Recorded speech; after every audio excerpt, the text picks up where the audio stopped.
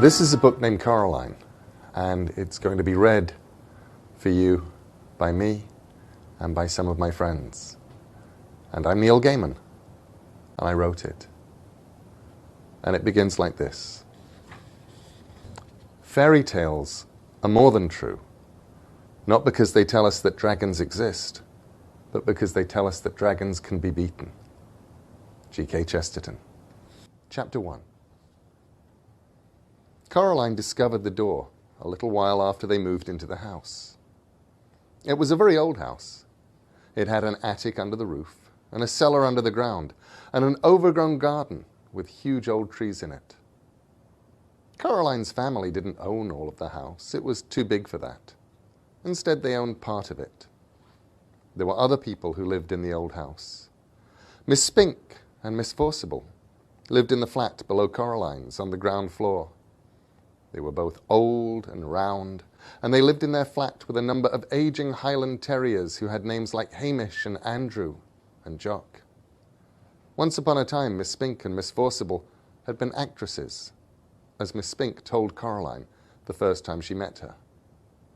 "You see, Caroline," Miss Spink said, getting Coraline's name wrong, "both myself and Miss Forcible were famous actresses in our time. We trod the boards, lovey.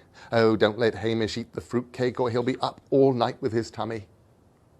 "It's Coraline, not Caroline. Coraline," said Coraline. In the flat above Coraline's, under the roof, was a crazy old man with a big moustache.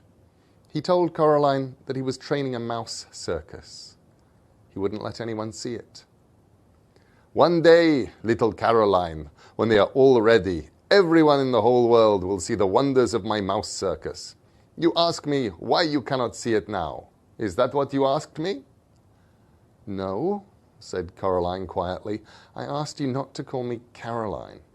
It's Coraline." "The reason you cannot see the mouse circus," said the man upstairs, "is that the mice are not yet ready and rehearsed. Also, they refuse to play the songs I have written for them. All the songs I have written for the mice to play go oompa oompa, but the white mice will only play toodle oodle, like that. I am thinking of trying them on different types of cheese." Coraline didn't think there really was a mouse circus. She thought the old man was probably making it up.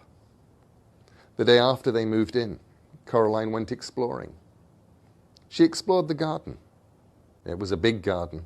At the very back was an old tennis court, but no one in the house played tennis, and the fence around the court had holes in it, and the net had mostly rotted away. There was an old rose garden filled with stunted, fly-blown rose bushes. There was a rockery that was all rocks.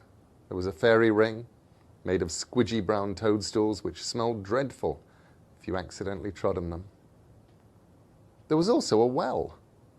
On the first day Coraline's family moved in, Miss Spink and Miss Forcible made a point of telling Coraline how dangerous the well was, and they warned her to be sure she kept away from it.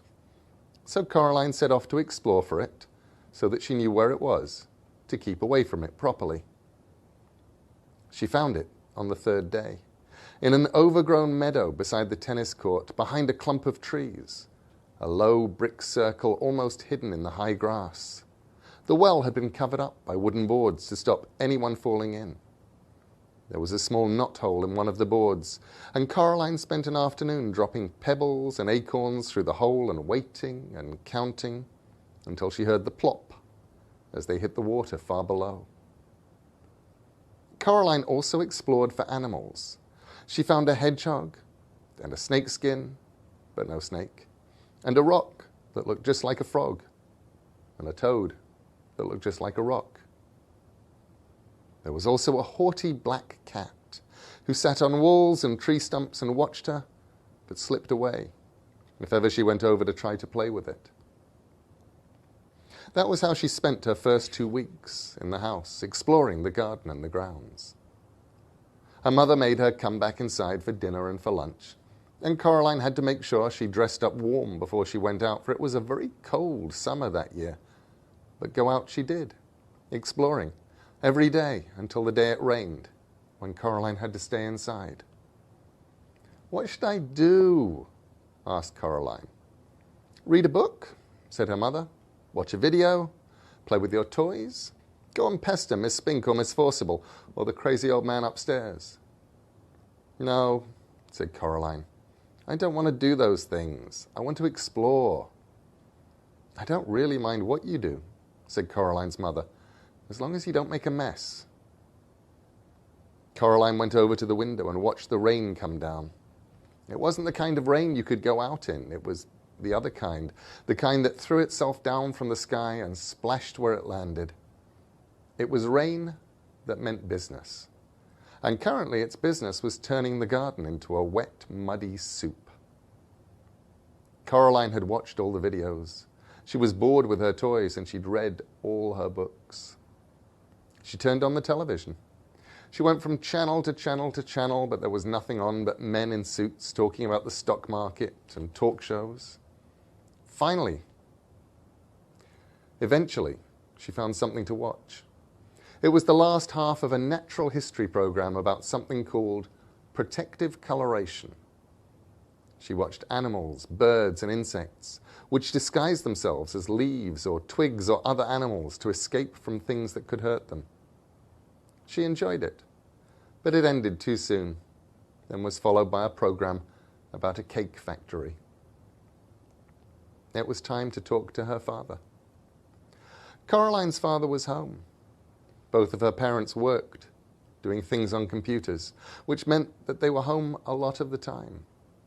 Each of them had their own study.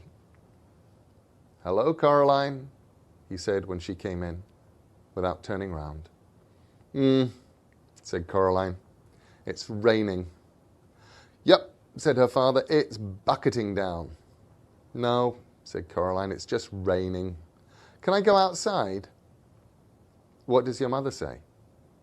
"She says, 'You're not going out in weather like that, Coraline Jones.'" "Then no."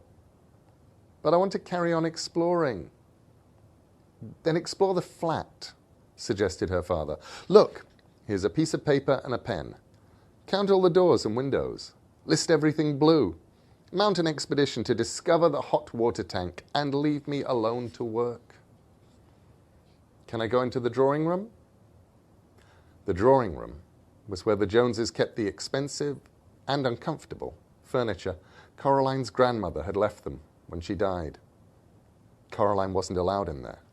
Nobody went in there. It was only for best. "If you don't make a mess, and you don't touch anything." Coraline considered this carefully. Then she took the paper and pen and went off to explore the inside of the flat. She discovered the hot water tank. It was in a cupboard in the kitchen. She counted everything blue, 153. She counted the windows, 21.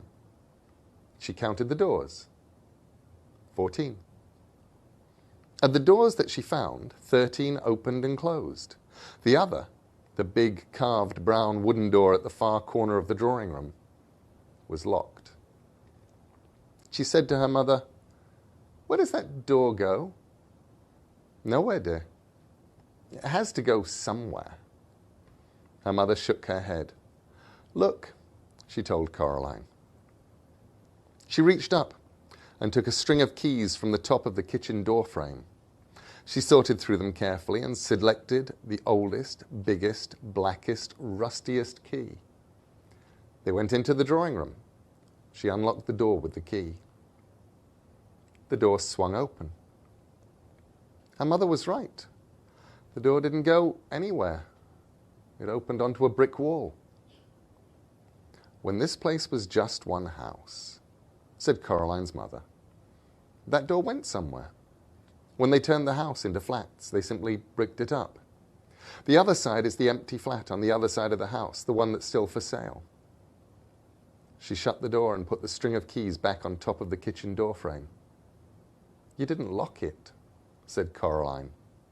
Her mother shrugged. "Why should I lock it?" she asked. "It doesn't go anywhere." Coraline didn't say anything.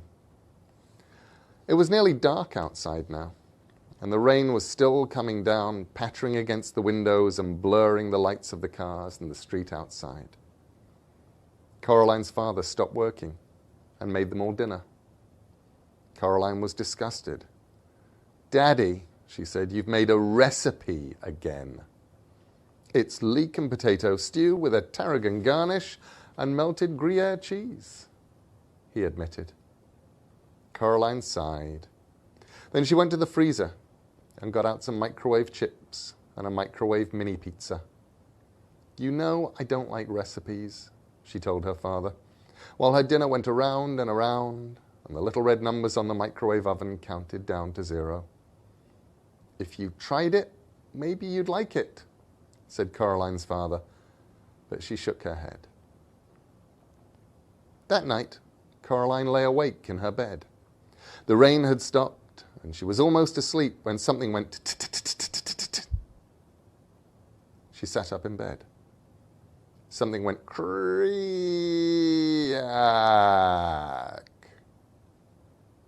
Coraline got out of bed and looked down the hall, but saw nothing strange. She walked down the hall. From her parents' bedroom came a low snoring. That was her father. And an occasional sleeping mutter. That was her mother. Coraline wondered if she'd dreamed it, whatever it was. Something moved. It was little more than a shadow, and it scuttled down the darkened hall fast, like a little patch of night. She hoped it wasn't a spider. Spiders made Coraline intensely uncomfortable. The black shape went into the drawing room, and Coraline followed it, a little nervously. The room was dark. The only light came from the hall, and Coraline, who was standing in the doorway, cast a huge and distorted shadow onto the drawing room carpet. She looked like a thin, giant woman. Coraline was just wondering whether or not she ought to turn on the lights when she saw the black shape edge slowly out from beneath the sofa. It paused and then dashed silently across the carpet toward the farthest corner of the room. There was no furniture in that corner of the room. Coraline turned on the light. There was nothing in the corner. Nothing but the old door that opened onto the brick wall. She was sure that her mother had shut the door, but now it was ever so slightly open. Just a crack. Coraline went over to it and looked in. There was nothing there. Just a wall built of red bricks.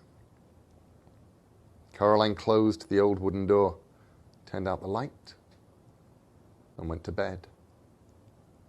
She dreamed of black shapes that slid from place to place, avoiding the light until they were all gathered together under the moon. Little black shapes with little red eyes and sharp yellow teeth. They started to sing.